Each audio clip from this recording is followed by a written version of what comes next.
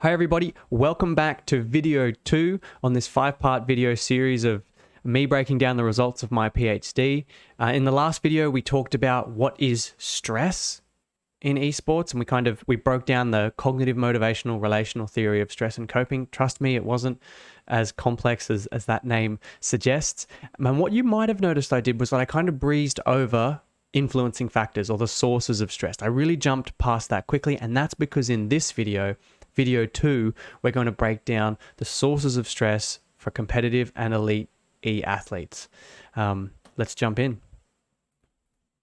So the disclaimer that I'm going to run at the start of every video in this 5-part video series, I'm not a registered psychologist. The content of this video should not be used instead of seeking professional help. If you're struggling, don't suffer in silence. Don't suffer alone. Reach out. Someone will help you.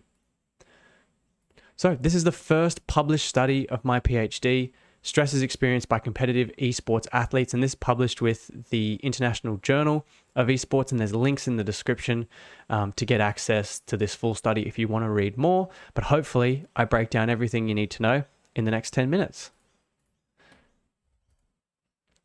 So what was the aim of study 1? As I just said, we wanted to understand the stresses experienced by competitive e-athletes. And now, if you're looking at this diagram on screen and you're going, what on earth is that? You need to jump back to video 1. I explain the main parts of this diagram, the ground level that you need to understand to get through this 5-part video series. That's explained in the back half of video 1. We're really going to be looking in at the sources of stress, the influencing factors. So, just so that you know, I'm not going to get too scientific here, just so that you know how we collected this data, I'm going to run a little kind of method section. We surveyed 270 e-athletes, and these people were ranked in the top 40% of their chosen esports. So we have people in the 60th percentile all the way up to kind of challenger, top elite. The e-athletes in this survey were playing Rainbow Six Siege, Overwatch, Counter-Strike, League of Legends, and Dota 2. They were asked, please list a stressor that you've recently experienced while playing your chosen esports. Really simple, ground level, tell us what is causing you stress in esports. This is what we found, and I know it's kind of hard to read the graph behind my head. I make it bigger on the next slide, and I will go through each one. So, first things that we need to understand from the results is that 15 codes were presented. 15 different groups of stresses appeared. 11 codes or 11 groups of stressor categories were reported by the e-athletes in my study fit those that were reported in traditional sports. So Nichols 2007 did a big systematic review on all the stresses experienced by traditional sports athletes. 11 of the stresses we reported aligned very well with what we're finding in traditional sport. Really interestingly, though, is that 4 novel esports codes were generated. Technical issues, antisocial behavior, balancing life commitments, and critical moment performance. Now, I'll talk about them in more depth, but that's just kind of a little taste of what we found. Teammate stresses and performance-related stresses accounted for nearly 80% of the stresses reported by e-athletes. So if you're a team manager, if you're a sports psychologist listening to this right now, know that there is a very high chance that the majority of stresses that your players are experiencing, or if you're an esports org owner, it's very high chance that the majority of the stresses that your people are experiencing are related to teammates and performance.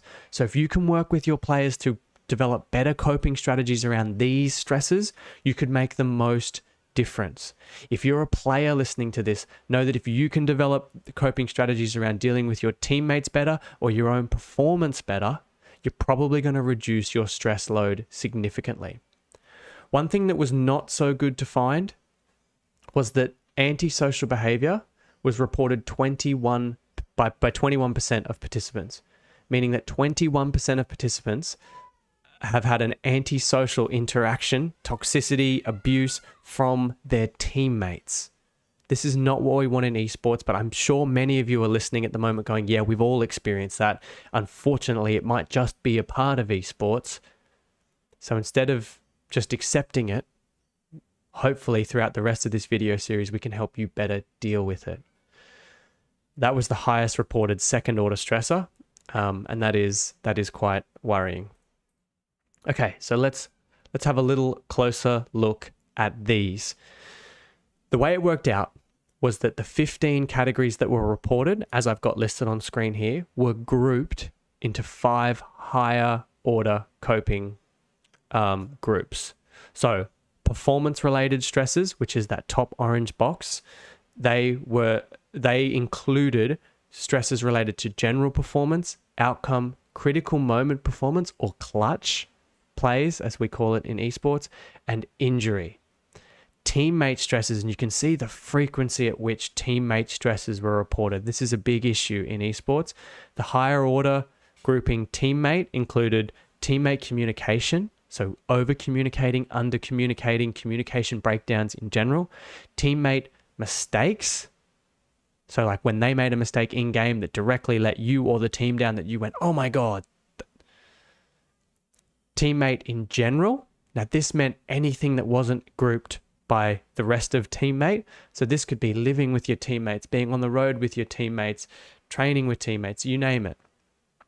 And then antisocial behavior, which was the most frequently reported lower order stressor. This is worrying. Something that sports psychologists, team managers, org owners, we really need to focus in on dealing with antisocial behavior, because competitive and elite athletes are reporting it as a big issue. The third higher order stressor category was external individuals. So criticisms, Twitter in general, dangerous. Criticisms from external sources.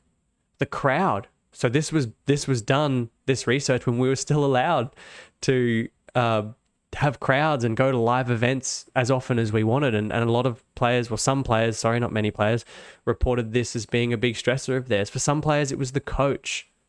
For some players, it was an official. So either the rules of the game changing or a ref impacting, causing them stress. And for most players under the external criticism category, it was their opponent. I'm coming up against someone who's a really good top laner. I know that they're a really good top laner, and this is stressing me out, for example.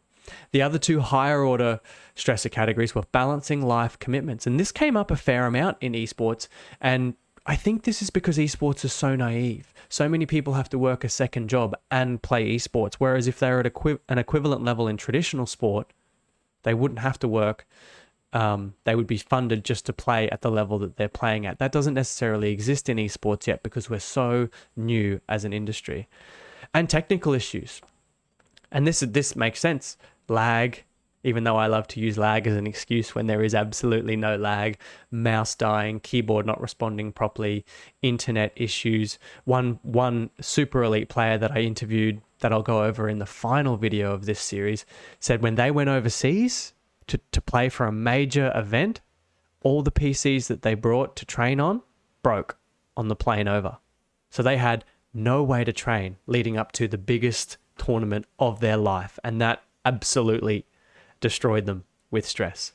But hopefully you are starting to see by looking at this, you're going, okay, I experience a lot of performance stress, or no, most of my stress is from antisocial behavior or teammate mistakes. This might not necessarily solve your stress problems, but it's going to help you talk about them.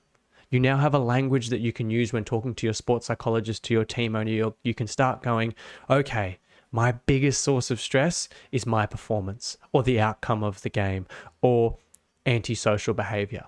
And now that we're understanding what your stresses are, this is step one. This is how we have to understand what is causing the problem before we can start fixing the problem. So hopefully some of you on that bit of paper that you were hopefully writing things down on in video 1 are starting to now develop, these are my sources of stress, because then in the next videos, we can help you better work with them.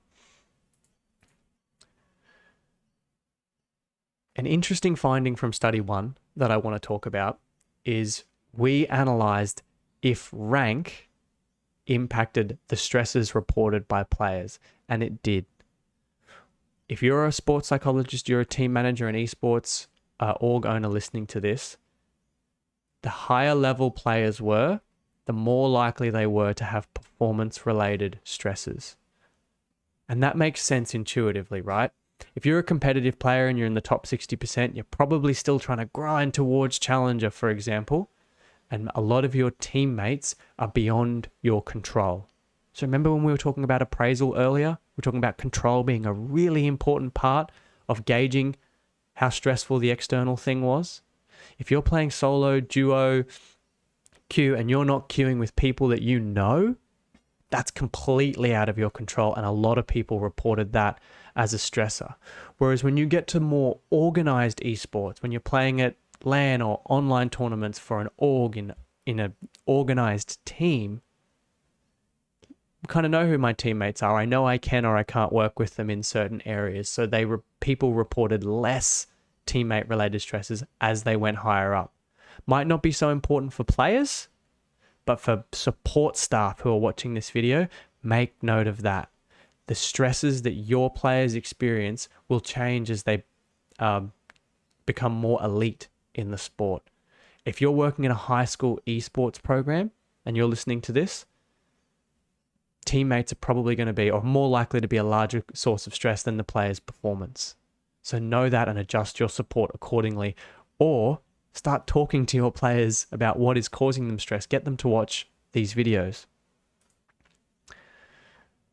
So the findings overall, there were big similarities between traditional sports and competitive e-athletes. So what does that mean? It means if you're a sports psychologist or a support staff working in traditional sports, there's going to be a big overlap in what support that you've already practiced with traditional sports can help in relation to stress and coping, can help in an esports setting. But know that there are differences. You need to do your research. You need to change your practice when working with stress and coping between e-athletes and traditional sports athletes. Interestingly, a small number of stresses, so teammate and performance, account for a large amount of the experienced stresses by e-athletes. So what that means is that if we can better help players work with their teammates and their own performance, we're going to make a big difference to their stress response. Because originally in stress and coping research, it was thought that there would be hundreds of different stresses and there would be hundreds of different higher order categories that they could all fit into. In traditional sports, it was found that nope, it's a few stresses that reoccur a lot over time that cause the most amount of stress. And that's similar in esports. That's really good for practitioners and it's really good for players listening. If you can master or get as close to mastering your stress response to a few of your major stresses, that could really improve your performance and really improve your mental health. Lastly, and I've kind of covered this already, but antisocial behavior, toxicity in gaming, intentionally feeding offensive and abusive language appears to be a major stressor in competitive esports. If you're a player and you're someone who, when you get a bit tilted, you lash out at your teammates, try to create some empathy and some self-awareness around the amount of stress you might be causing them. Your outlash, your breakout at your teammates could be causing them all a serious amount of stress, impacting their performance and their mental health.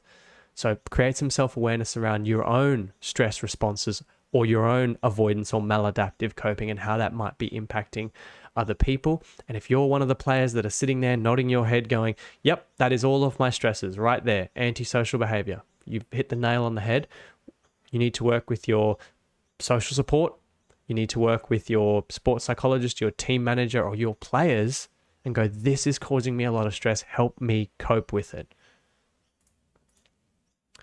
So that is the sources of stress wrapped up. I'm hoping that as we're going through this, you are starting to go, yep, teammate. A lot of teammate mistake, a lot of teammate communication is causing me stress.